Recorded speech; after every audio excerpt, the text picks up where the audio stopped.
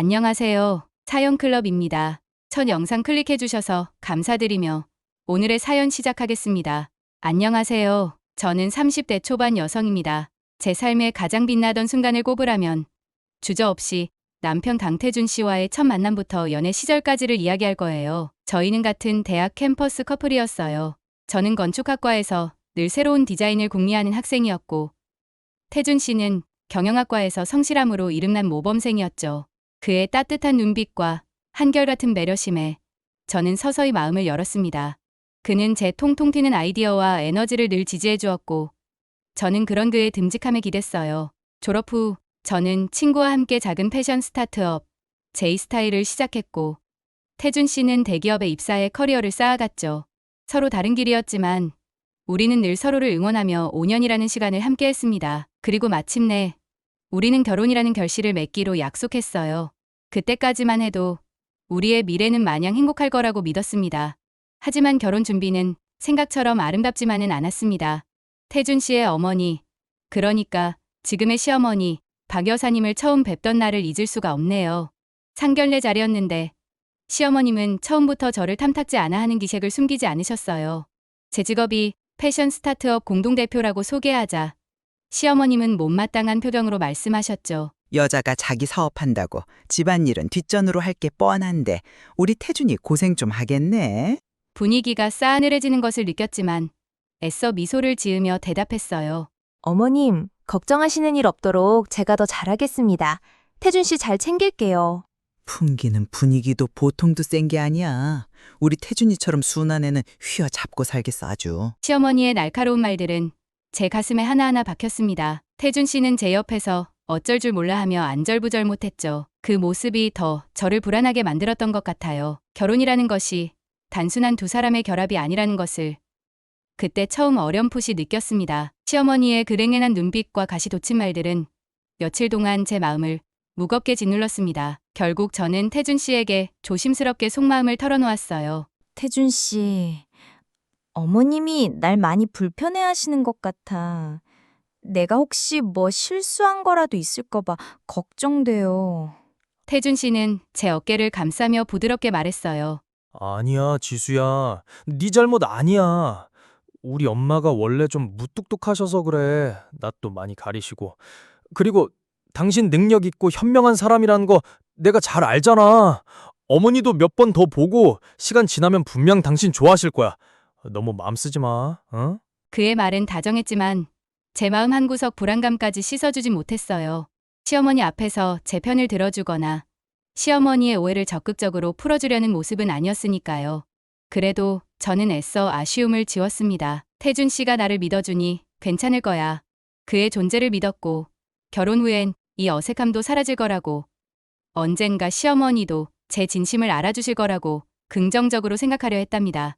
그것이 그때 제가 품었던 희망이었어요. 그러나 그 일말의 기대는 결혼 생활이 시작되자마자 마치 모래성처럼 허무하게 무너져 내리기 시작했어요. 시혼의 달콤함은 정말 눈 깜짝할 사이에 사라졌습니다. 시어머니는 거의 매일같이, 그것도 아침 일찍이나 제가 퇴근할 시간에 맞춰 저희 신혼집에 오셨어요. 비밀번호는 태준 씨가 알려드렸던 모양이더군요. 처음에는 애써 긍정적으로 이해하려 했습니다. 하지만 방문은 곧 끝없는 간섭으로 이어졌어요. 제가 출근 준비로 분주한데도 아랑곳하지 않고 말씀하셨죠. 예, 태준이 아침은 든든하게 국과 밥 3첩반상으로 차려 먹여야 회사 가서 기운을 쓴다. 맨날 빵 쪼가리 먹이는 거 아니지? 반찬은 뭐 해놨니? 어디 보자. 주방을 둘러보시며 냉장고 문을 불쑥 열어보는 건 예사였고 제가 없는 사이 안방에 들어와 옷장을 열어보기도 하셨답니다. 집안 청소 상태부터 제 옷차림까지 모든 것이 시어머니의 지적 대상이었어요. 집안 꼴이 이게 뭐니? 먼지가 구석구석 쌓여서야. 여자가 부지런해야 집안이 복이 들어오는 법이다. 그리고 며느리가 저렇게 파인 옷을 입고 다니면 남사스러워서 원. 보는 사람 눈이 다 민망해. 태준이 얼굴에 먹칠하는 거야. 당장 갈아입어라. 이런 일들이 하루가 멀다 하고 반복되니 웃는 얼굴로 넘기는 것도 점점 한계에 다다랐습니다. 시어머니의 방문은 제게 숨막히는 스트레스로 다가왔고 저희 신혼집은 더 이상 저만의 공간이 아닌 것 같았어요. 태준 씨에게 슬쩍 불만을 표시해도 그는 대수롭지 않게 넘기거나 제 예민함으로 치부하기 일쑤였죠. 시어머니의 간섭은 날이 갈수록 며느리돌이라는 이름으로 포장되어 더욱 견고해졌습니다. 마치 제가 결혼과 동시에 오지수라는 개인은 사라지고 오직 강태준의 아내이자 박 여사의 며느리로만 존재해야 하는 것처럼 느껴졌어요. 주말은 물론 평일 저녁에도 시댁에 부름은 예고 없었죠. 명절과 제사 준비는 당연히 제 몫이었고 시댁 경조사까지 챙겨야 하는 압박이 따랐어요. 예, 넌 이제 우리 집 며느리다. 주말마다 시댁에 와서 아침 저녁 문 안 들이고 얼굴 도장 찍는 건 기본 중에 기본 아니겠니? 그걸 일일이 가르쳐야 하니 다 네 시부모 될 사람들이고 네가 챙겨야 할 집안 어른들이야. 제 개인적인 약속이나 회사 일은 늘 뒷전으로 밀려나야 했습니다. 시어머님은 당신의 기준에서 벗어나는 제 모든 행동을 도리가 부족한 것으로 치부하셨어요. 제 일이 아무리 중요해도 시어머니에게는 그저 여자가 하는 일 정도로 치부되는 듯했죠. 어디 회사 다닌다고 핑계대면서 시댁 일 소홀히 할 생각일랑 아예 말아라. 남편 아침밥 든든히 챙기고 시부모 공경 잘하는 게 며느리의 가장 큰 덕목이고 도리다. 명심해. 그게 다 니한테 복으로 돌아오는 거야. 그 말씀들은 제 가슴을 쳤죠. 저는 제 일을 사랑했고 그 안에서 제 가치를 찾고 싶었지만 시어머니에게 저는 그저 아들 뒷바라지나 잘하면 되는 존재로 여겨지는 듯했어요. 이런 압박감 속에서 저는 점점 제 자신을 잃어가는 기분이었답니다. 태준 씨는 엄마가 아기는 없어. 옛날 분이라 그래. 라며 제 답답함을 알아주지 못했어요. 저는 더 이상 혼자 끙끙 앓고 있을 수만은 없다고 생각했어요. 어느 날 저녁 퇴근하고 돌아온 태준 씨에게 진지하게 말을 꺼냈습니다. 시어머니의 끝없는 간섭과 요구들, 그리고 그것이 제게 얼마나 큰 스트레스가 되는지를 차분히 설명하려고 노력했어요. 제 목소리는 아마 조금 떨렸을 거예요. 태준 씨, 나 정말 어머님 때문에 너무 힘들어. 매일 아침 저녁으로 전화하시고 주말마다 오라고 하시는 거 나도 내 생활이 있는데 숨이 턱턱 막힐 때가 많아요. 내 회사 일도 제대로 집중하기 어렵고요. 그는 제 말을 듣는 동안 표정이 점점 굳어졌습니다. 제가 한참 동안 이야기를 쏟아내자 그는 깊은 한숨을 내쉬었어요. 그래서 내가 뭘 어떻게 했으면 좋겠다는 거야? 우리 엄마한테 찾아가서 따지기라도 하라는 거야? 당신 우리 엄마가 나한테 어떤 존재인지 알잖아. 그의 반응은 제가 예상했던 것과 너무나 달랐습니다. 저는 그저 제 고충을 이해해주고 조금이라도 제 편이 되어주길 바랐던 것뿐인데요. 따지라는 게 아니잖아요.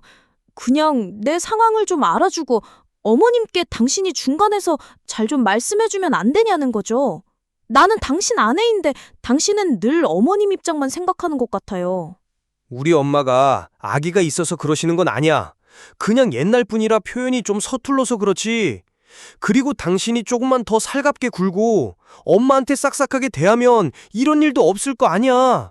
왜 자꾸 엄마를 나쁜 사람 만들어? 그의 말은 마치 모든 책임이 제게 있는 것처럼 들렸습니다. 저는 순간 말문이 막혔어요. 가슴 한구석이 차갑게 식어가는 기분이었죠. 그의 눈에는 제 고통보다 어머니를 향한 변호만이 가득했습니다. 저는 그에게서 어떤 위로나 해결책도 기대할 수 없다는 것을 깨달았어요. 그저 깊은 무력감과 함께 이 결혼 생활이 과연 옳은 것인지 처음으로 진지하게 고민하게 되었답니다. 남편에게 기댈 수 없다는 사실은 저를 더욱 일에 몰두하게 만들었어요. 다행히도 혹은 공교롭게도 그 무렵 제가 친구와 함께 운영하는 패션 스타트업 제이스타일이 온라인에서 저희 옷의 디자인과 품질이 입소문을 타기 시작했어요. 젊은 여성들 사이에서 반응이 뜨거웠고 주물량이 폭발적으로 늘었습니다. 새로운 디자인 구상부터 생산, 마케팅까지 신경 쓸 일이 산더미였죠. 회사 규모가 커지면서 자연스럽게 제 책임감도 업무 부담도 예전과는 비교할 수 없을 만큼 커졌어요. 야근은 일상이 되었고 주말에도 사무실에 나가 밀린 업무를 처리하는 날이 잦아졌습니다. 몸은 힘들었지만 일에서 얻는 성취감은 컸어요. 제 노력만큼 인정받는다는 느낌이 들었거든요. 그것만이 제 유일한 숨통이었네요. 하지만 제 성장은 시어머니께 또 다른 불만거리가 될 뿐이었어요. 제가 밤늦게 퇴근하거나 주말에도 출근하는 날이 늘어날수록 시어머니의 언성은 처음부터 노골적으로 높아져만 갔습니다. 새아가 아주 회사에 뿌리를 내렸더구나. 남편 얼굴 볼 시간은 있고? 네, 어머님. 아무래도 회사가 막 성장하는 시기라 제가 신경 쓸 일이 많아서요. 죄송해요. 자주 찾아뵙지 못해서. 죄송하다는 말 한마디면 다인 줄 아니. 여자가 돈 버는 것도 좋지만 가정이 우선이어야지. 태준이 아침밥은 제대로 챙겨 먹고 다니는지 모르겠다. 굶고 다니는 건 아니겠지? 물론 남편 아침은 꼬박꼬박 챙겨주고 있었어요. 다만 예전처럼 매일 거창한 한정식 상차림은 아니었을 뿐이죠. 토스트나 시리얼 혹은 전날 끓여둔 국에 밥을 먹는 날이 늘었을 뿐입니다. 하지만 시어머니께 그런 사소한 변화조차 용납되지 않는 듯했어요. 그런 변명은 오히려 불에 기름을 붓는 격이었죠. 하여튼 요즘 것들은 핑계만 늘어서는 자기 몸 편하자고 남편은 나 몰라라 하는 거 아니냐. 그럴 거면 시집은 왜 왔는지 원. 남편 뒷바라지 제대로 못할 거면서. 그런 말을 들을 때마다 가슴 한 구석이 답답하게 짓눌린 기분이었지만 애써 아무렇지 않은 척 넘기려 했어요. 하지만 시간이 갈수록 비난의 수위는 댐에 물이 불어나듯 점점 높아져만 갔습니다. 어느 주말 제가 정말 급한 해외 바이어와의 화상회의 때문에 시댁 모임에 참석하지 못하자 시어머님은 태준 씨에게 전화를 걸어 그야말로 불같이 화를 내셨다고 해요. 엄마, 지수도 정말 피치 못할 사정이 있어서 그런 거예요. 회사에 갑자기 중요한 일이 터졌다고 하더라고요. 태준 씨는 제 입장을 설명하려 애썼지만 시어머님은 막무가내셨어요. 그날 저녁 집으로 돌아온 태준 씨의 표정은 그늘이 잔뜩 드리워져 있었습니다. 엄마가 많이 노하셨어. 당신이 요즘 너무 일에만 빠져서 집안일은 물론이고 어른들께도 영 소홀하다고 생각하시는 것 같아. 나도 어쩔 수 없었어요. 오늘 회의 정말 우리 회사 명운이 걸릴 수도 있는 중요한 일이었단 말이에요. 제가 없으면 안 되는 상황이었고요. 알아. 나도 당신 상황 아는데. 그래도 엄마 생각엔 당신이 조금만 더 신경 쓰면 될 일이라고 보시는 거지. 미리 전화 한 통이라도 깍듯하게 드리고 죄송하다고 다음엔 꼭 참석하겠다고 싹싹하게 양해를 구했어야 한다고 하시더라. 이미 당신한테는 몇 번이나 상황 설명했고 양해 구했잖아요. 그리고 어머님께 제가 아무리 싹싹하게 말씀드린다고 해도 갑자기 일이 사라지는 것도 아니고요. 왜 항상 나한테만 더 많은 이해와 노력을 바라시는 거죠? 결국 그 대화는 또다시 서로에게 깊은 생채기만 남긴 채 끝났습니다. 그 후로 시어머니의 잔소리는 단순한 불평을 넘어선 거의 막말 수준으로 변해갔어요. 돈 몇 푼 버는 게 그렇게 대단한 유세라고 남편 굶기고 다니는 거냐? 아주 회사에 네 살림을 차렸더구나, 이 되바라진 거사. 혹은 이런 말씀도 서슴지 않으셨죠. 여자가 밤늦게까지 일한다고 밖으로만 놔두니 집구석이 제대로 돌아갈 턱이 있나. 내가 저런 걸 며느리라고 들여서 팔자에 없는 고생을 한다. 정말 복도 지지리도 없지. 그런 모진 말들이 날카로운 유리 조각처럼 제 가슴에 박혀왔습니다. 애써 웃으면서 넘기기에는 너무나 아팠고 무시하기에는 너무나 지독했어요. 제 존재 자체가 제가 열심히 살아가는 이 모든 순간들이 부정당하는 기분이었답니다. 그렇게 시어머니의 날선 공격이 계속되던 어느 날이었어요. 저는 며칠 밤을 새워 준비한 중요한 프레젠테이션을 겨우 마치고 녹초가 된 몸으로 늦은 밤 귀가했습니다. 현관문을 열자 태준 씨가 소파에 앉아 심각한 표정으로 저를 기다리고 있었죠. 왔어? 오늘 발표는 잘 끝났고. 응, 그럭저럭. 근데 무슨 일이야? 표정이 왜 그래?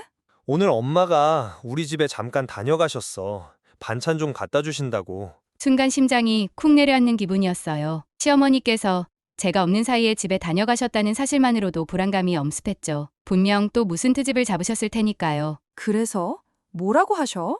당신 방 보시고는 한숨을 푹푹 내시더라. 옷가지들이 아무렇게나 널려 있고 화장대 위도 정리가 하나도 안 되어 있다고. 저는 할 말을 잃었어요. 물론 최근 너무 바빠서 집안일에 소홀했던 것은 사실입니다. 하지만 그건 정말 눈코 뜰 새 없이 바빴기 때문이지. 제가 게을러서가 아니었어요. 그리고 태준 씨도 제 상황을 뻔히 알고 있었고요. 여제가 자기 몸 하나 건사하기도 바쁘니 집안이 이 모양 이 꼴 아니냐고 하시는데 나 정말 얼굴을 들 수가 없었어. 그래서 당신은 뭐라고 했는데? 내 상황 설명 안 했어? 내가 요즘 얼마나 바쁜지 당신도 잘 알잖아. 했지. 당신 회사 일 때문에 정신없는 거 안다고. 그런데 엄마 말씀도 틀린 건 아니잖아. 아무리 바빠도 기본적인 건 좀 하고 살아야지. 나도 당신 이해하려고 노력하는데 솔직히 가끔은 너무하다 싶을 때가 있어. 그 순간 머리를 한 대 세게 얻어맞은 듯한 충격이 밀려왔어요. 다른 누구도 아닌 제 가장 가까운 사람, 제 남편에게서 그런 말을 듣게 될 줄은 상상도 못했죠. 시어머니의 비난보다 더 아프고 서러웠습니다. 너무하다니? 내가 뭘 그렇게 너무했는데? 밤낮 없이 일하는 게 너무하다는 거야? 않으면 당신 어머니 비위 맞추지 못하는 게. 말이 왜 그렇게 돼? 그런 뜻이 아니잖아. 그냥 조금만 더 신경 써달라는 거지. 나도 회사 생활 힘들고 피곤한데 집에 오면 편안하게 쉬고 싶다고. 근데 집안 꼴이 엉망이면 나도 스트레스 받아. 스트레스? 지금 나한테 스트레스 운운하는 거야? 그럼 내 스트레스는? 매일같이 이어지는 어머님 잔소리에 당신의 이런 무심한 태도까지. 나는 어디 가서 이 스트레스 풀어야 하는데. 눈물이 왈칵 쏟아질 것 같았지만 입술을 깨물며 꾹 참았어요. 이런 상황에서 우는 건 지는 거라고 생각했죠. 하지만 이미 목소리는 심하게 떨리고 있었습니다. 당신 정말 너무 실망스러워. 당신만은 내 편이 되어줄 거라고 믿었는데 적어도 내 상황을 이해해주고 어머님께 나 대신 한마디라도 해줄 수 있을 거라고 생각했는데 당신은 항상 똑같아. 어머님 말씀이 법이고 나는 그냥 당신들 모자 사이에서 적당히 눈치 보고 비위 맞추며 살아야 하는 존재일 뿐인 거지. 지수야, 왜 그렇게까지 생각해? 나는 그냥 우리 사이에 문제가 생기는 게 싫어서. 문제가 생기는 게 싫어서 나한테 모든 걸 참으라고? 그게 당신이 생각하는 최선이야? 나는 이제 더 이상 못 참겠어. 당신 어머니도, 그리고 그런 어머니 앞에서 나를 방패막이 삼는 당신도. 저는 그대로 안방으로 들어가 문을 쾅 닫아버렸어요. 태준 씨는 따라 들어오지 않았죠. 그 적막함 속에서 저는 처음으로 태준 씨에게 깊은 배신감을 느꼈습니다. 그 어떤 위로나 보호도 기대할 수 없는 사람이라는 것을 처절하게 깨달았죠. 사랑에서 한 결혼이었지만 이제 그 사랑의 무게보다 상처의 무게가 더 무겁게 느껴지기 시작했어요. 어쩌면 이 결혼, 처음부터 잘못된 선택이었을지도 모른다는 생각까지 들었답니다. 그 밤, 저는 뜬 눈으로 밤을 새웠어요. 그날 이후 저와 태준 씨 사이에는 보이지 않는 벽이 생긴 것 같았어요. 대화는 현저히 줄었고 함께 있어도 서로 다른 곳을 보는 날이 많아졌죠. 그런 위태로운 평화 속에서 시아버지의 칠순이라는 커다란 행사가 다가오고 있었습니다. 저는 애써 태준 씨와의 관계를 회복해보려, 그리고 시부모님께도 잘 보이고 싶은 마음에 이번 잔치만큼은 정말 최선을 다해 준비해야겠다고 다짐했어요. 하지만 그 다짐은 시작부터 시어머니에 의해 산산조각 났습니다. 세아가 이번 아버님 칠수는 네가 도맡아서 한번 제대로 치러봐라. 아무래도 집안 첫째 며느린데 네 실력도 한번 봐야 하지 않겠니? 이번에 잘 해내면 나도 네 능력 인정해주마. 그 말씀은 마치 제게 마지막 기회를 주는 듯한, 혹은 시험대에 올리는 듯한 뉘앙스였어요. 능력 인정이라는 말이 오히려 더 큰 부담감으로 다가왔죠. 실에게 다른 형제들이나 동서도 있었지만 시어머님은 콕 집어 저에게 모든 책임을 지우셨습니다. 네, 어머님. 제가 열심히 준비해 볼게요. 혹시 특별히 생각하시는 부분이나 원하시는 게 있으실까요? 그런 건 네가 알아서 해야지. 내 아들 태준이 체면도 좀 세워주고 어른들 모시는 자리에 소홀함이 없도록 장소 섭외부터 음식, 하객들께 드릴 답례품까지 뭐 하나 허투루 해선 안 된다. 알겠지? 네, 어머님. 명심하겠습니다. 그때부터 저는 그야말로 전쟁 같은 나날을 보내야 했어요. 회사 일도 산더미처럼 쌓여 있었지만 시아버지 칠순 잔치 준비는 그보다 더하면 더했지 덜하지 않았습니다. 유명한 한정식 식당들은 이미 몇 달 전부터 예약이 꽉 차 있었고 하객 명단을 정리하고 초대장을 보내는 일, 어르신들 입맛에 맞는 음식 메뉴를 고르고 시식하는 일, 답례품 종류를 선정하고 포장하는 일까지 모든 것이 제 어깨 위에 무겁게 올려졌어요. 태준 씨에게 도움을 청하고 싶었지만 그는 엄마가 당신 믿고 맡기신 일인데 내가 괜히 끼어들면 모양새가 이상해지잖아. 당신 능력 있는 사람이니까 잘할 수 있을 거야 라며 한 발짝 물러서 있었죠. 마치 강 건너 불 보듯 하는 그의 태도에 또 한 번 서운함이 밀려왔지만 이제는 기대조차 하지 않기로 했어요. 저는 그저 이 힘든 시간을 혼자서 견뎌내야 했습니다. 잠자는 시간까지 줄여가며 잔치 준비에 매달렸고 하루에도 몇 번씩 시어머니의 확인 전화를 받아야 했죠. 그때마다 저는 제 능력 부족을 탓하며 스스로를 채찍질했습니다. 잔치 날짜가 다가올수록 저는 하루하루 살얼음판을 걷는 기분이었어요. 회사 일과 잔치 준비를 병행하느라 며칠 밤을 뜬 눈으로 새우다시피 했죠. 눈 밑은 퀭했고 입술은 터져 있었지만 그런 제 몰골을 신경 쓸 겨를조차 없었습니다. 오로지 이번 잔치만 무사히 잘 치러내자. 그러면 모든 게 괜찮아질 거야라는 생각뿐이었어요. 가끔 힘든 내색이라도 할라치면 태준 씨는 오히려 제 속도 모르는 소리를 하곤 했죠. 당신 요즘 너무 예민한 거 아니야? 엄마도 당신 힘들까봐 걱정 많이 하시던데. 그래도 우리 엄마 원래 기대가 크면 더 엄격하게 구는 스타일인 거 알잖아. 당신이 이번에 잘 해내면 엄마도 분명 당신 달리 볼 거야. 그럼 우리 사이도 훨씬 좋아지지 않겠어? 그건 격려가 아니었어요. 오히려 제 어깨를 더욱 무겁게 짓누르는 부담이었죠. 어머니의 인정을 받아내라. 우리 사이를 위해서라도 내가 더 노력해라는 무언의 압박처럼 느껴졌습니다. 저는 이미 최선을 다하고 있었는데 그는 제 노고를 알아주기보다는 늘 어머니의 시선, 어머니의 평가에만 초점을 맞추는 듯 했어요. 나 정말 열심히 하고 있어. 당신도 좀 도와주면 안 될까? 하다못해 어머님이 골라달라는 답례품 샘플이라도 같이 좀 봐줘. 알았어. 시간 나면 좀 볼게. 근데 당신도 알다시피 나도 요즘 회사 일이 바빠서. 그리고 솔직히 그런 건 여자가 더 꼼꼼하게 잘 챙기잖아. 당신 안목 좋으니까 잘 고를 수 있을 거야. 너무 걱정하지 마. 그의 말은 결국 내 몫이니 내가 알아서 하라는 뜻과 다름없었어요. 저는 더 이상 그에게 어떤 기대도 하지 않기로 마음먹었습니다. 그저 이 모든 상황이 빨리 끝나기만을 바랄 뿐이었죠. 시어머님은 이미 확정된 장소의 음식 메뉴부터 시작해서 하객들 좌석 배치, 심지어 현수막 글씨체까지 시시콜콜 간섭하며 제 결정을 번복시키기 일쑤였습니다. 지난번에 네가 보낸 그 답례품 샘플 말이다. 아무래도 우리 집안 어른들께 드리기엔 좀 가벼워 보인다. 포장지도 더 고급스러운 걸로 바꾸고 내용물도 좀 더 실속 있는 걸로 다시 알아봐라. 시간이 얼마 없는데 아직도 그런 사소한 것 하나 마음에 쏙 들게 준비를 못하니? 죄송해요, 어머님. 다시 한번 꼼꼼하게 살펴보고 더 좋은 걸로 준비해서 보여드릴게요.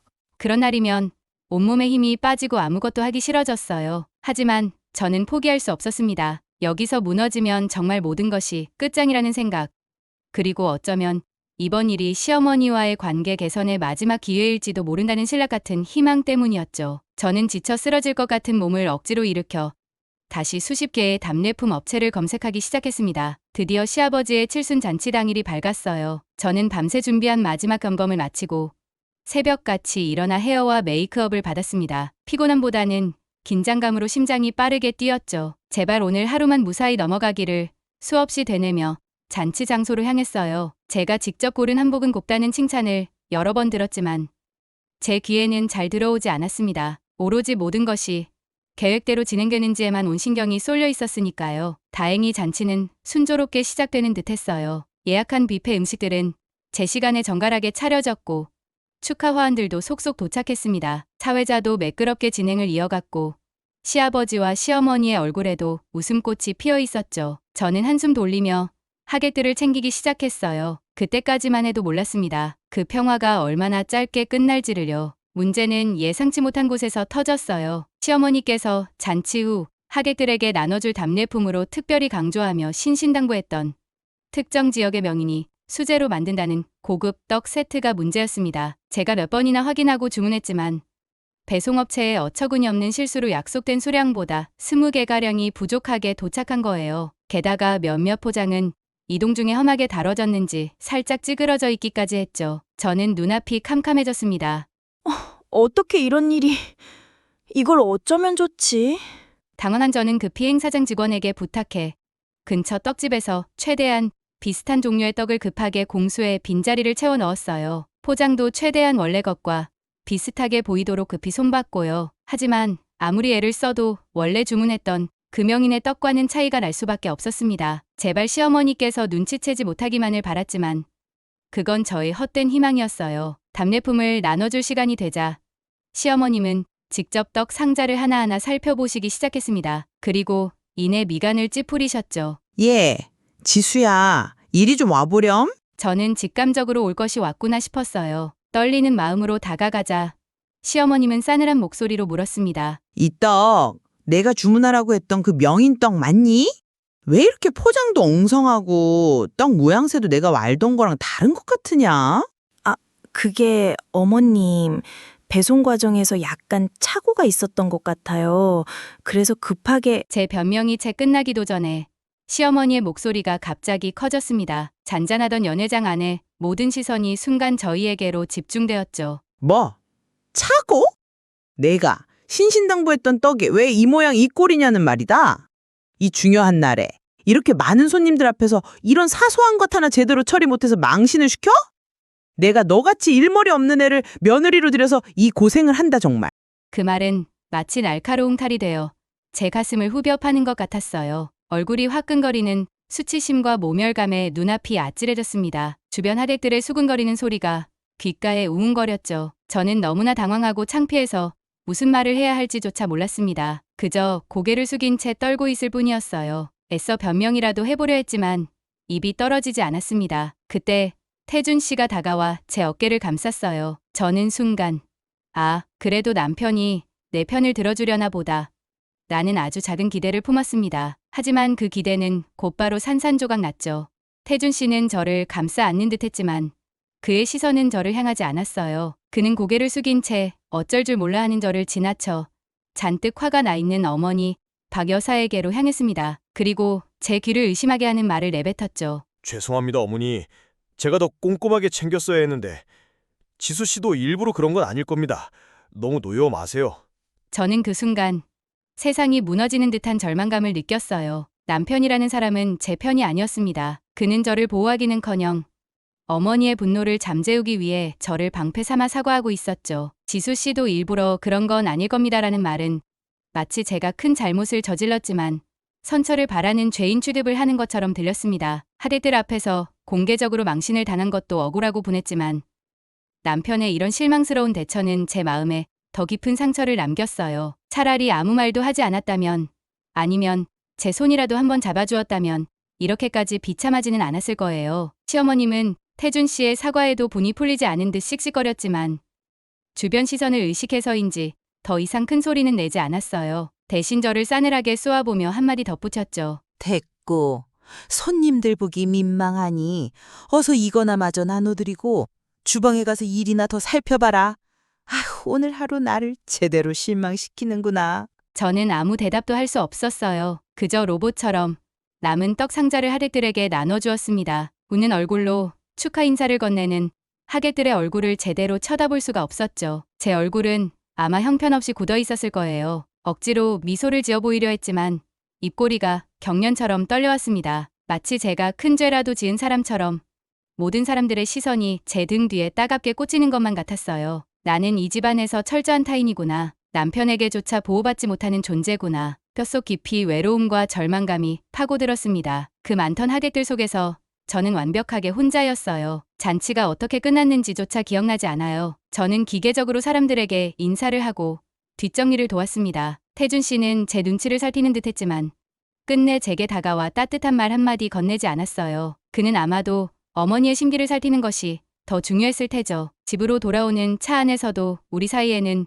무거운 침묵만이 흘렀습니다. 저는 창밖만 바라보며 하염없이 눈물을 삼켰어요. 애써 준비했던 모든 것이 물거품이 된 허탈감, 그리고 무엇보다 믿었던 남편에 대한 배신감으로 가슴이 미어지는 것 같았습니다. 그날 밤, 저는 태준 씨에게 아무 말도 하지 않았어요. 할 말도 없었고 하고 싶지도 않았죠. 그의 얼굴을 보는 것조차 고통스러웠습니다. 이 결혼 생활을 계속 이어갈 수 있을지에 대한 깊은 회의감이 처음으로, 그리고 아주 강렬하게 밀려왔어요. 제 마음은 이미 산산조각 나버린 뒤였으니까요. 그 끔찍했던 칠순 잔치 이후 저는 웃음을 잃었어요. 예전처럼 태준 씨에게 살갑게 말을 걸거나 농담을 건네는 일은 상상할 수도 없게 되었죠. 마치 제 감정의 스위치가 완전히 꺼져버린 사람처럼 저는 최소한의 표정과 말만으로 생활했습니다. 집안 공기는 얼음장처럼 차갑게 식어갔어요. 예전에는 함께 저녁을 먹으며 그날 있었던 소소한 일들을 나누곤 했는데 이제는 각자 말없이 밥만 먹고 자리에서 일어나는 것이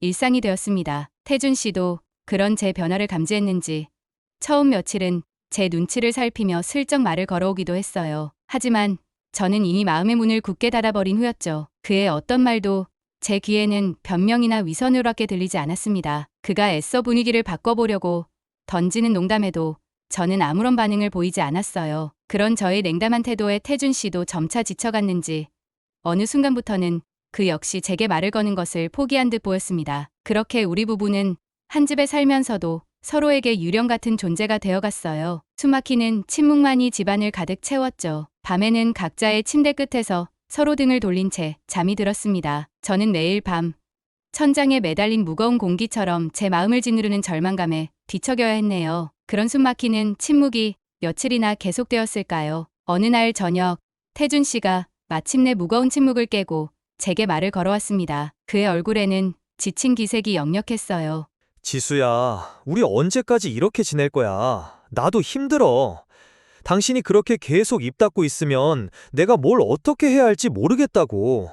저는 아무 대답도 하지 않았어요. 그저 텅 빈 눈으로 그를 바라볼 뿐이었죠. 제 마음속 깊은 곳에서는 이미 그에 대한 모든 기대가 사라진 뒤였습니다. 그날 일, 나도 당신 속상했을 거 충분히 이해해.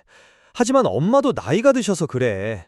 당신이 조금만 이해하고 넘어가 주면 안 될까? 엄마도 속으로는 당신한테 미안해하실 거야. 표현이 서툴러서 그렇지. 또다시 반복되는 변명이었어요. 이해해줘. 엄마도 아기는 없어. 저는 그 말을 들을 때마다 가슴속에서 차가운 분노가 치밀어 오르는 것을 느꼈습니다. 그는 언제나 어머니의 입장에서만 상황을 설명하려 했고 정작 제 상처는 제대로 들여다보려 하지 않았죠. 이해? 내가 뭘 더 이해해야 하는데? 당신 어머니의 끝없는 잔소리? 아니면 하객들 앞에서 나를 바보 만든 그 모욕적인 언행? 그것도 아니면 그런 상황에서 내 편 한 번도 들어주지 않고 어머니 비위 맞추기에만 급급했던 당신의 비겁한 모습? 비겁하다니, 말이 너무 심한 거 아니야? 나도 그때 나름대로 최선을 다한 거야. 상황을 더 악화시키지 않으려고. 최선?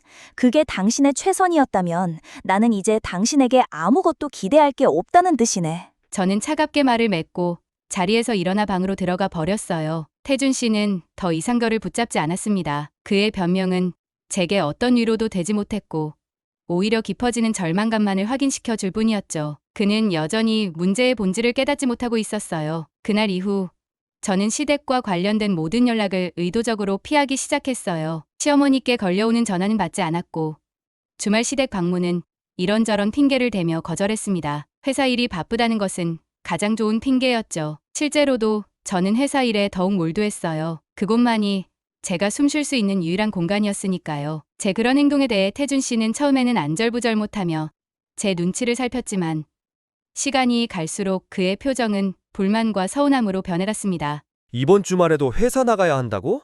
당신 요즘 우리 엄마 전화도 일부러 피하는 거 아니야? 피하는 게 아니라 정말 바빠서 그래.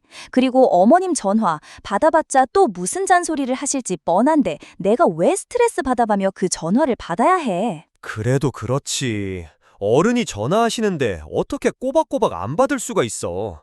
당신 정말 너무하는 거 아니야? 우리 가족을 아주 무시하기로 작정한 사람처럼 왜 그래? 그의 목소리에는 노골적인 비난이 섞여 있었어요. 저는 어이가 없어서 말문이 막혔습니다. 제가 왜 이렇게까지 행동하게 되었는지, 그 원인을 제공한 사람들이 누구인지 그는 전혀 생각하지 못하는 듯했어요. 모든 책임은 오롯이 저에게만 있는 것처럼 말하고 있었죠. 무시? 내가 당신 가족을 무시한다고? 그럼 당신은 내 마음을 단 한 번이라도 제대로 헤아려 본 적 있어?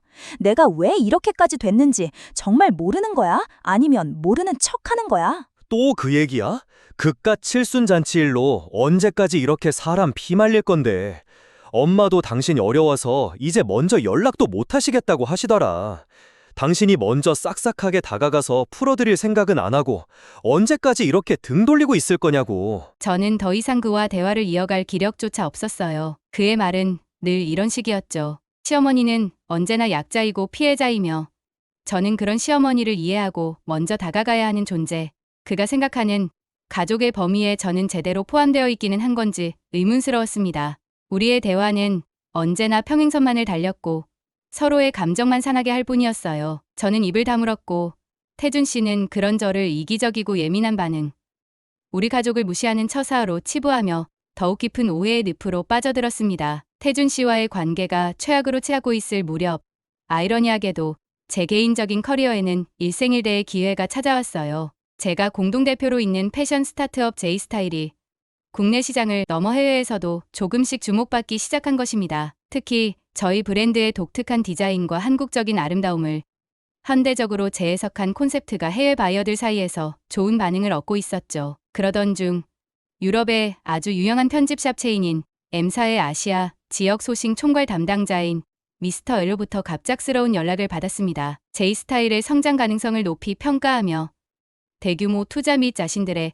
편집샵 전체 지점 이점을 정식으로 제안하고 싶다는 내용이었어요. 그건 정말 꿈만 같은 이야기였습니다. 만약 이 계약이 성사된다면 J스타일은 글로벌 브랜드로 도약할 수 있는 엄청난 발판을 마련하게 되는 것이었죠. 저는 심장이 터질 것처럼 뛰는 것을 느꼈습니다. 가정에서의 불행과는 별개로 J에서만큼은 빛나는 성공을 거머쥘 수 있을지도 모른다는 희망이 샘솟았네요. 이 기회를 절대로 놓치고 싶지 않았습니다. 저는 미스터 L과의 미팅을 준비하고 제안받은 계약 조건을 검토하며 그야말로 회사에서 숙식하다시피 모든 것을 쏟아붓고 있었어요. 제 인생에서 어쩌면 다시 오지 않을지도 모르는 소중한 기회였으니까요. 태준 씨와의 불편한 관계도 시댁과의 갈등도 잠시 잊을 만큼 일에 몰두했습니다. 그런데 공교롭게도 정말이지 마치 드라마처럼 바로 그 중요한 시기에 시어머니께서 집에서 넘어져 발목을 다치시는 사고가 발생했어요.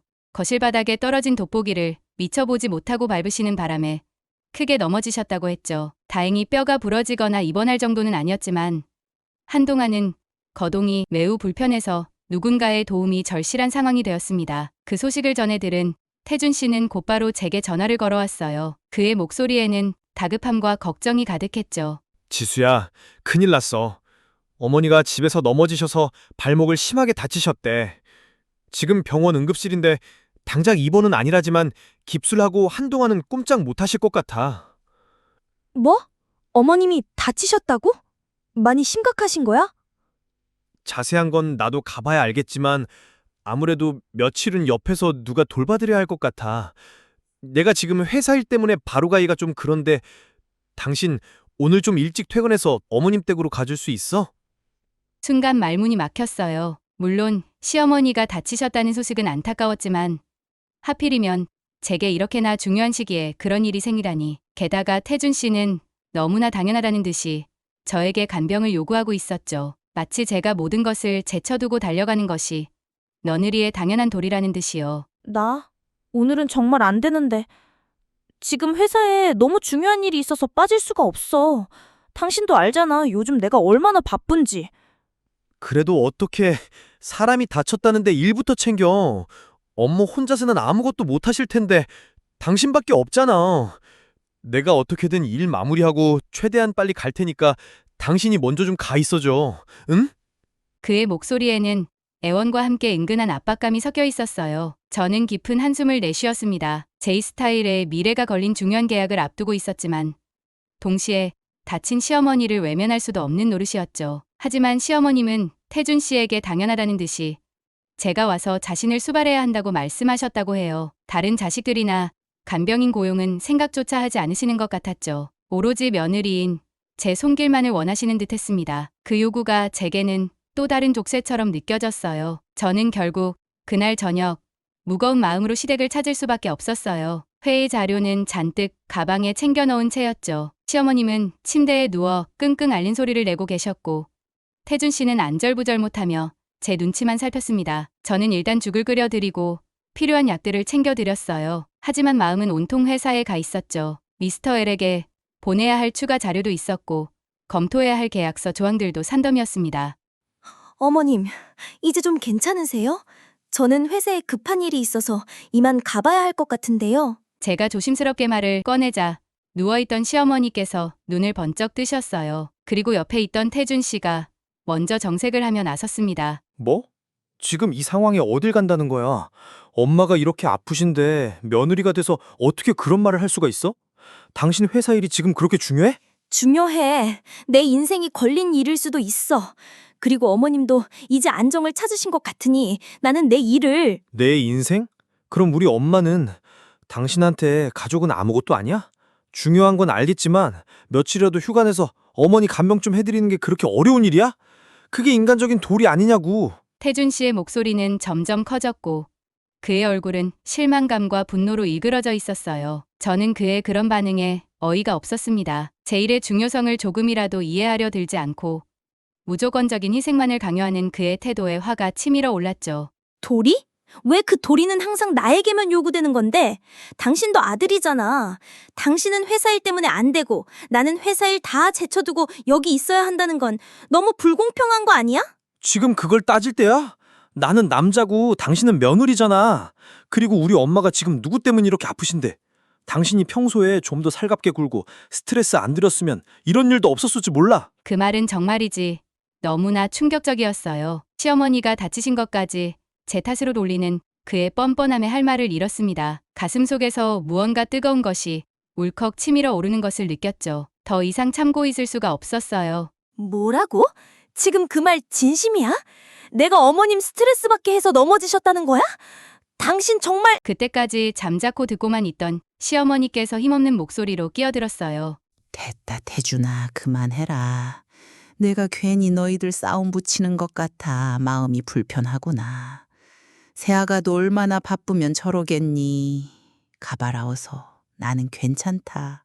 하지만 그 말은 진심이 아니었어요. 오히려 저를 더욱 압박하는 교묘한 동정심 유발 작전처럼 느껴졌습니다. 태준 씨는 그런 어머니의 말에 더욱 격앙되어 저를 몰아붙였죠. 그의 눈에는 제가 아주 이기적이고 매정한 며느리로 비치고 있는 듯했어요. 일이 먼저냐, 가족이 먼저냐는 그의 압박은 제 숨통을 조여왔습니다. 그 순간 제 안에 있던 무언가가 끊어지는 소리가 들리는 것 같았어요. 지난 몇 년간 억눌러왔던 모든 감정들이 한꺼번에 폭발해버렸습니다. 시어머니의 교묘한 말도 남편의 적반하장식의 비난도 더 이상은 견딜 수가 없었죠. 저는 떨리는 목소리로 하지만 그 어느 때보다 단호하게 외쳤습니다. 그래, 나 이러러 갈 거야. 내 인생에서 어쩌면 가장 중요한 순간일지도 몰라. 당신 어머니 간병, 물론 안타깝고 걱정되는 일이지만 왜 그게 당연히 내 모든 것을 희생해야만 하는 내 몫이어야만 하는데? 당신에겐 당신 어머니가 중요하듯 나에겐 내 일이, 내 인생이 중요해. 나 오지수라는 사람의 삶이 중요하다고. 나는 당신 집안의 무국 가사 도우미나 필요할 때만 찾는 간병인이 아니란 말이야. 제 목소리는 분노와 서러움으로 심하게 떨리고 있었어요. 하지만 하고 싶은 말은 멈추지 않았습니다. 아니, 멈출 수가 없었죠. 당신, 기억해? 우리가 결혼하기 전에 당신이 뭐라고 했는지. 나더러 능력 있고 주체적인 여자라서 좋다고 했잖아. 내 일에 대한 열정을 존중하고 응원하겠다고 했잖아. 그런데 지금 당신 모습은 뭔데? 결혼하고 나니 내 능력은 그저 당신 어머니 비위 맞추고 집안일 하는 데내 필요한 거고 내 열정은 당신 가족이라는 울타리 안에서만 허용되는 거였어? 나는 그냥 강태준의 아내, 박 여사의 며느리라는 이름 뒤에 숨어서 내 꿈도 내 인생도 다 포기하고 살아야 만족하는 거야? 눈물이 뺨을 타고 흘러내렸지만 닦을 생각도 하지 않았어요. 태준 씨는 제 격한 반응에 잠시 당황한 듯 보였지만 이내 다시 굳은 표정으로 맞받아쳤습니다. 말 함부로 하지 마. 내가 언제 당신 꿈을 포기하라고 했어. 하지만 지금은 상황이 다르잖아. 가족이 아프다는데 어떻게 자기 일만 생각할 수가 있어? 당신 정말 너무 이기적인 거 아니야? 이기적? 내가 이기적이라고? 그래, 나 이기적일지도 몰라. 하지만 저건 당신들이 나를 그렇게 만든 거야. 내가 내 자신을 지키지 않으면 아무도 나를 지켜주지 않는다는 걸 이제야 깨달았으니까. 당신 단 한 번이라도 진심으로 내 입장에서 생각해 본 적 있어? 당신 어머니가 나한테 얼마나 모진 말들을 쏟아냈는지 당신은 알면서도 항상 모르는 척 외면했잖아. 내가 힘들다고 할 때마다 당신은 뭐라고 했어? 엄마도 아기는 없을 거야. 네가 좀 더 참아. 네가 이해해야지. 나는 더 이상 참기도 싫고 이해하기도 싫어. 나는 소모품이 아니라고. 당신들 기분 맞추기 위해 존재하는 인형이 아니란 말이다. 저는 거의 절규하듯 소리치고 있었어요. 가슴 깊은 곳에서부터 뜨거운 울분이 터져 나왔습니다. 그동안 쌓아왔던 모든 서름과 분노가 한꺼번에 터져 나오니 걷잡을 수가 없었죠. 시어머님은 제 이런 모습에 놀란 듯 아무 말도 못하고 저와 태준 씨를 번갈아 쳐다보고만 있었어요. 태준 씨의 얼굴은 분노로 시뻘겋게 달아올라 있었습니다. 그는 제 말이 끝나기가 무섭게 고함을 질렀죠. 닥치지 못해. 당신 지금 어떻게 그런 말을 할 수가 있어? 우리 엄마가 당신한테 뭘 그렇게 잘못했는데? 당신이 조금만 더 싹싹하게 굴고 조금만 더 우리 집에 신경 썼으면 이런 일도 없었을 거 아니야? 모든 게 다 당신 탓이라고!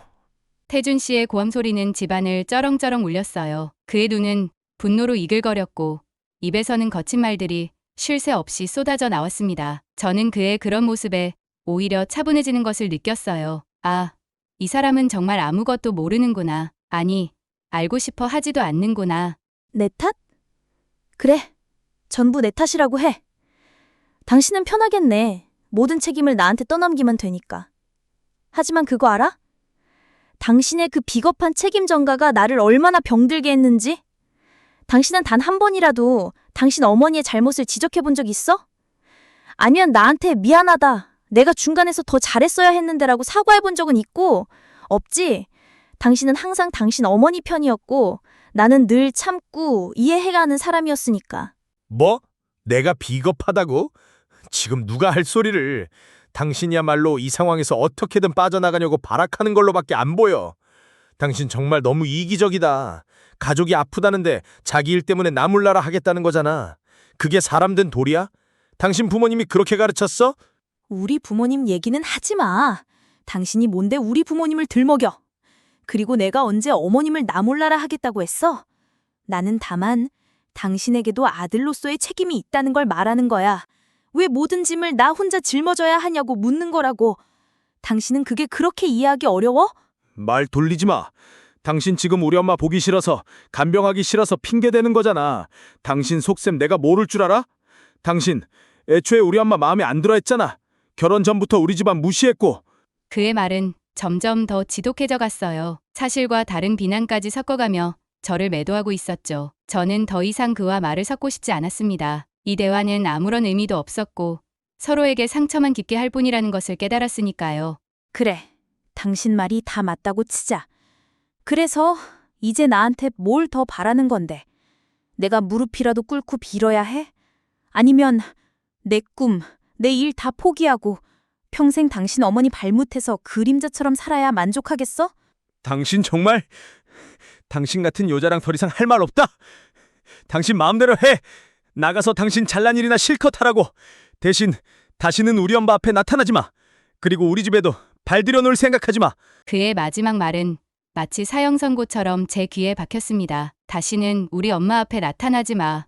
우리 집에도 발 들여놓을 생각하지 마. 그건 제가 그토록 벗어나고 싶었던 시월드의 그림자로부터의 해방선언이자 동시에 우리 부부 관계의 완전한 파멸을 의미하는 말이었죠. 제 가슴 한구석이 시리도록 아파왔지만 이상하게도 눈물은 나지 않았어요. 오히려 모든 것이 명확해진 기분이었습니다. 태준 씨의 마지막 말이 남긴 깊은 상처와 함께 저는 그 자리에 잠시 못 박힌 듯 서 있었어요. 그의 입에서 나온 우리 엄마, 우리 집이라는 단어들은 마치 날카로운 유리 조각처럼 제 마음을 핥히고 지나갔습니다. 그 순간 깨달았죠. 저는 한 번도 그 우리 안에 진정으로 속해본 적이 없었다는 것을요. 언제나 저는 이방인이었고 그들의 편의에 따라 움직여야 하는 외부인이었습니다. 산산조각 난 신뢰는 더 이상 어떤 노력으로도 붙일 수 없을 것 같았어요. 저는 아무 말 없이 몸을 돌려 현관으로 향했습니다. 제 발걸음은 이상하리만큼 가벼웠어요. 마치 오랫동안 저를 짓누르던 무거운 짐을 내려놓은 듯한 기분이었죠. 물론 가슴 한구석은 여전히 아팠지만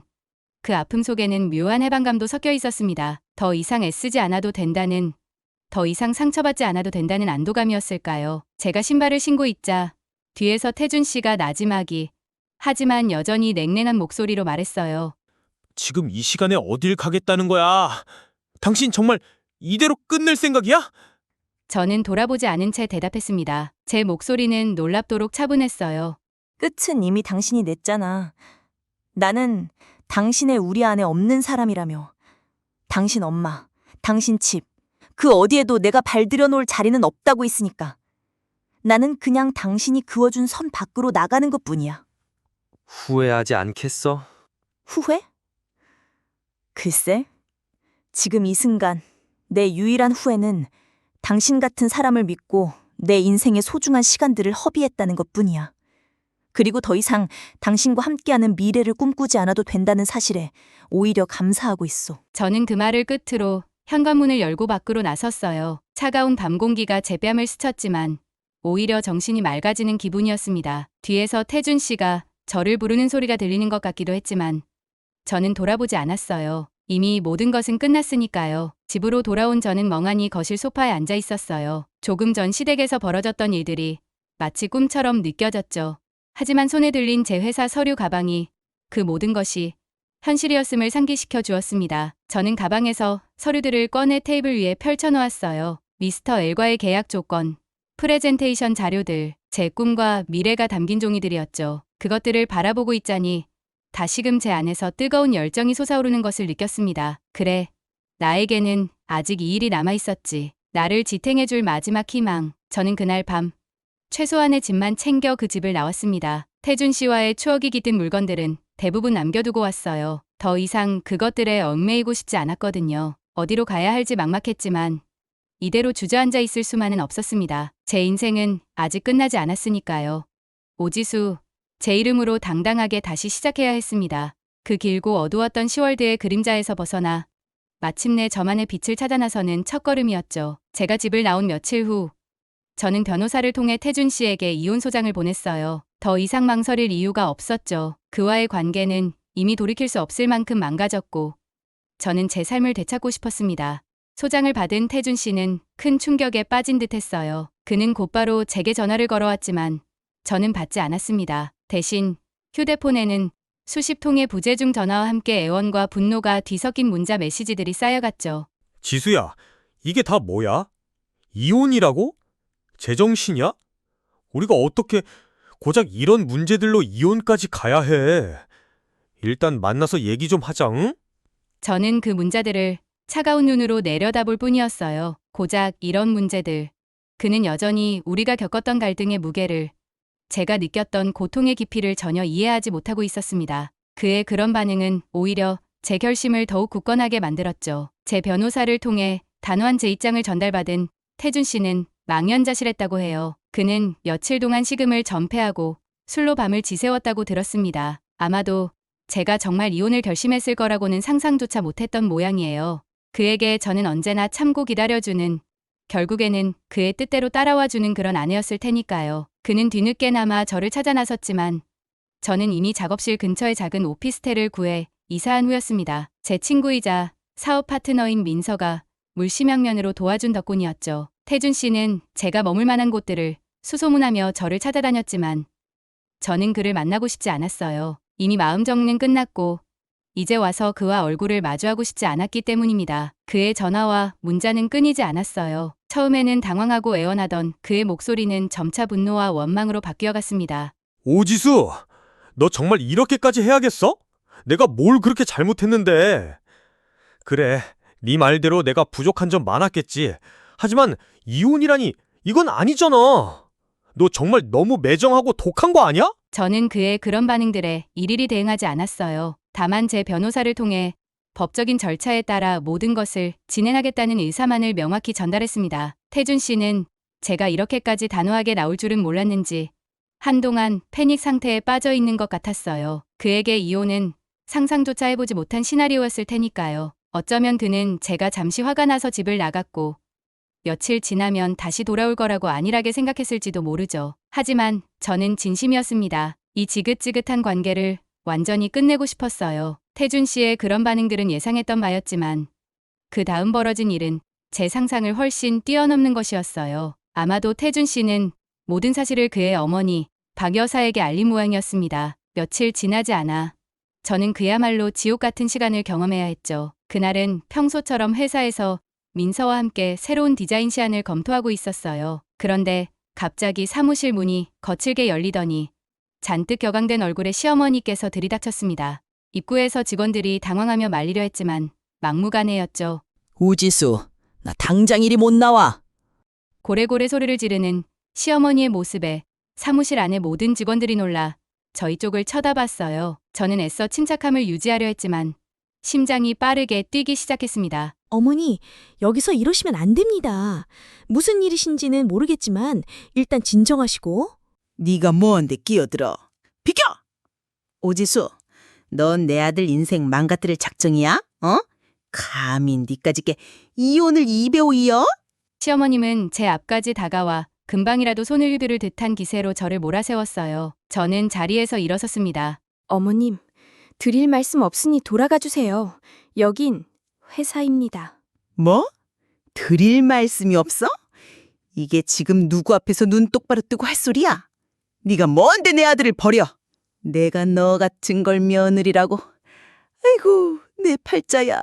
시어머님은 바닥에 주저앉을 것처럼 울부짖다가도 다시 제게 달려들 듯 삿대질을 해댔어요. 주변 시선 때문에 얼굴이 화끈거렸지만 여기서 무너지면 안 된다고 생각했습니다. 이혼은 저희 두 사람의 문제입니다. 어머님께서 이렇게 회사까지 찾아와서 소란 피우실 일은 아니라고 생각해요. 두 사람 문제? 웃기지 마. 태준이가 네 꼬임에 빠져서 지금 정신을 못 차리는 거잖아. 당장 그 이혼인지 뭔지 취소하고 싹싹 빌어. 그렇지 않으면 내가 네 인생 아주 끝장을 내버릴 줄 알아? 그 협박 같은 말에 등골이 오싹했지만 저는 더 이상 물러서지 않았어요. 시어머니의 난동은 한참 동안 이어졌고 결국 민서와 다른 직원들의 도움으로 겨우 사무실 밖으로 내보낼 수 있었습니다. 하지만 그게 끝이 아니었어요. 시어머님은 저희 부모님께까지 전화를 걸어 온갖 막말을 퍼부었다고 해요. 나중에 친정 어머니로부터 전해 들은 이야기는 정말이지 참담했습니다. 딸 자식 교육을 어떻게 시켰기에 시부모한테 이럴 수가 있나?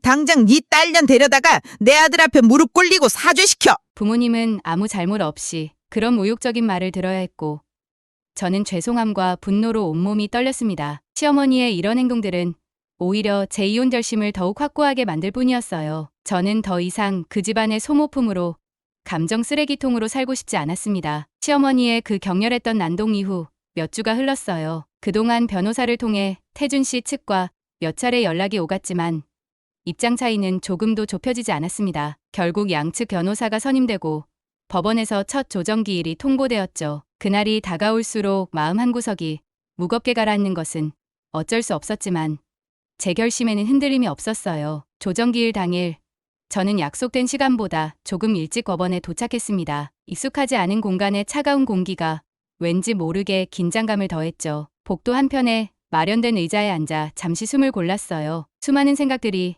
머릿속을 스쳐 지나갔지만 애써 떨쳐내려 노력했습니다. 그때였어요. 복도 저편에서 익숙한 그림자가 다가오는 것이 보였습니다. 강태준 씨였죠. 그는 변호사와 함께였는데 제 쪽을 발견하고는 잠시 걸음을 멈칫하는 듯했어요. 저도 모르게 시선이 그에게 향했습니다. 한때는 제 세상의 전부였던 사람. 하지만 지금은 가장 멀게만 느껴지는 사람이었죠. 태준 씨는 몇 주 사이에 눈에 띄게 수척해진 모습이었어요. 잘 다려진 정장 차림이었지만 어딘가 모르게 피곤함과 불안감이 어려있는 듯했습니다. 그와 눈이 마주쳤지만 우리는 아무 말도 나누지 않았어요. 아니, 나눌 말이 없다는 표현이 더 정확하겠네요. 그의 눈빛에는 여전히 복잡한 감정들이 뒤섞여 있는 듯했습니다. 원망, 혹은 아주 약간의 미련 같은 것들이요. 그는 제게서 시선을 거두고 자신의 변호사와 함께 조금 떨어진 곳에 섰습니다. 우리 사이에는 보이지 않는 벽이 견고하게 세워져 있는 것 같았죠. 짧은 침묵 속에서 저는 차분히 제 감정을 정리하려고 애썼습니다. 그동안 겪었던 아픔, 실망감, 그리고 이제는 단단해진 제 마음을 다시 한번 확인했어요. 잠시 후 법원 직원이 우리를 호명했습니다.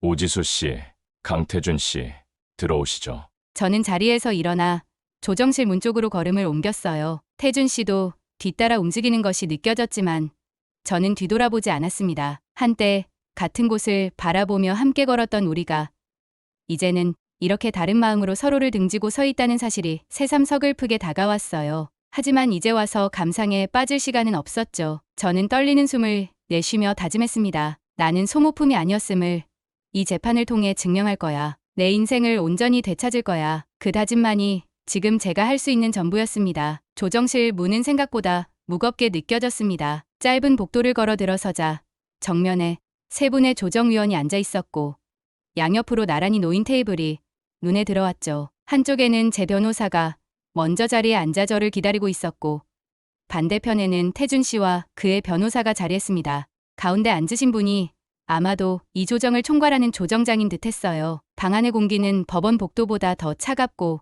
무겁게 가라앉아 있었죠. 두 분 오지수 씨, 강태준 씨. 오늘 이 자리는 이혼 조정 신청에 따라 마련된 것입니다.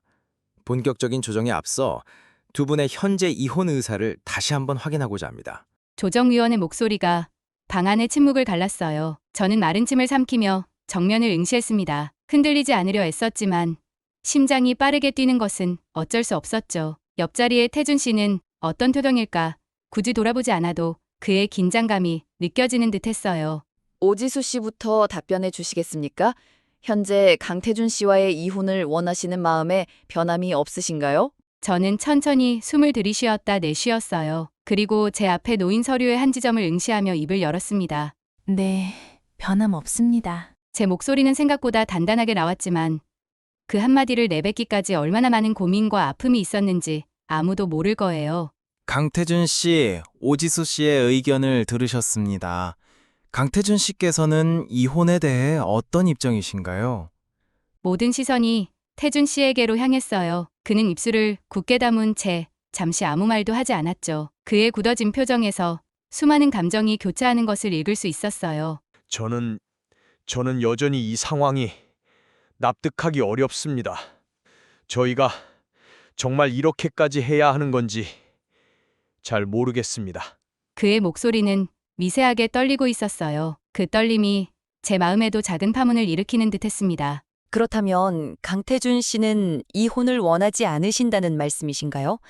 관계 회복의 여지가 있다고 생각하시는 겁니까? 태준 씨는 조정위원의 질문에 선뜻 대답하지 못하고 고개를 떨구었어요. 그의 어깨가 유난히 무거워 보였습니다. 저 역시 착잡한 심정으로 그의 모습을 바라볼 수밖에 없었죠. 조정장님, 양측의 입장을 들어보니 오지수 씨는 이혼 의사가 확고하신 반면 강태준 씨는 아직 관계에 대한 미련과 혼란스러움을 느끼고 있는 것으로 보입니다.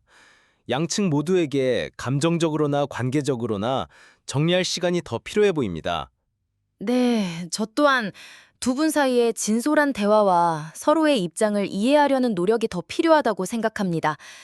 처음 함께하기로 했던 마음으로 돌아가 대화를 나눠보시는 것이 어떨까 합니다. 두 조정위원의 말이 끝나자 가운데 앉아 지금까지 묵묵히 듣고만 있던 조정장이 천천히 입을 열었습니다. 그의 시선은 저와 태준 씨를 번갈아 향하며 깊은 생각에 잠긴 듯 했어요.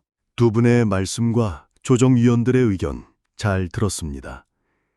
오지수 씨께서 겪으신 고통과 그로 인한 이혼 결심의 무게, 그리고 강태준 씨께서 느끼시는 당혹감과 관계 회복에 대한 일말의 기대, 모두 충분히 전달되었습니다. 부부의 연을 맺고 살아오신 시간 동안 쌓인 감정의 골이 하루아침에 해소되기는 어려울 것입니다. 또한 어느 한쪽의 변화만으로는 건강한 관계를 회복하기도 어렵죠. 저희 조정위원회는 두 분께 서로의 마음을 들여다보고 진정으로 원하는 것이 무엇인지, 그리고 이 관계를 위해 각자가 어떤 노력을 더 할 수 있을지 깊이 숙고하고 진솔하게 대화할 시간이 더 필요하다고 판단했습니다. 따라서 4주 후에 다시 조정 기회를 갖도록 하겠습니다. 그동안 두 분께서는 오늘의 이 감정들을 안고 돌아가셔서 처음 서로를 선택했던 그 순간부터 지금까지의 시간들을 차분히 되돌아보시기 바랍니다. 그리고 무엇보다 서로의 목소리에 귀 기울이는 시간을 가지시길 권합니다. 오늘 조정은 이것으로 마치겠습니다. 지금까지 사연클럽이었습니다. 끝까지 시청해주신 여러분 감사드리며 오늘 사연에 대한 의견과 조언을 댓글로 나눠주세요. 구독과 좋아요는 저에게 큰 힘이 됩니다. 그럼 다음 사연으로 찾아뵙겠습니다. 좋은 하루 되세요.